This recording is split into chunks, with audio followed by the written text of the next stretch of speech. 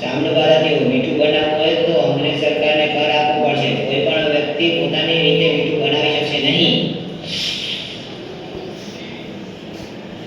આ તો અન્યાય છે. મીઠું તો આપણા સમુદ્રનું છે. ગરીબ માણસ મીઠું પણ ખરીદી ન શકે એવી પરિસ્થિતિ આવી ગઈ છે. જો અંગ્રેજ સરકારનો કાયદો છે, કાયદો માનવો જ પડશે. ચૂપ રહેવું પણ અન્યાયને સાથ આપવા જેવું છે.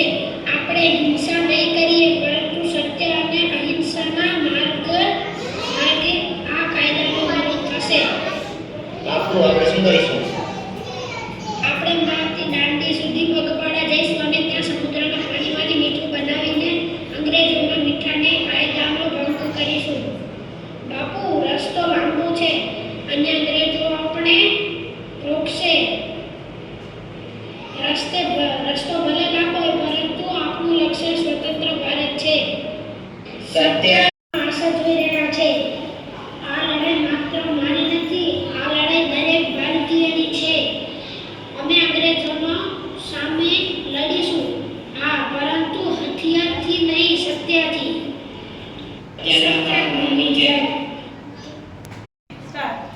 અંધી, તરત પાછા ફરી જાઓ. તમે અંગ્રેજ સરકારના કાયદાનો ભંગ કરી રહ્યા છો. અમે કોઈનું નુકસાન પહોંચાડવા આવ્યા નથી. અમે માત્ર ન્યાયનો કાયદો શાંતિપૂર્ણ વિરોધ કરવા આવ્યા છીએ.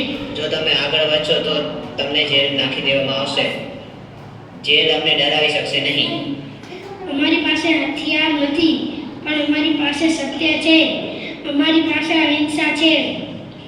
અને આપણા હૃદયમાં ભારત છે. આની મુઠ્ઠી માત્ર મુઠ્ઠી નથી, આ ભારતની સ્વતંત્રતાની સન્મત છે.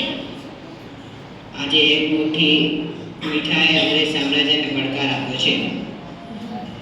તમે અમારો કાયદો તોડી રહ્યા છો. અન્યાયી કાયદો તોડવા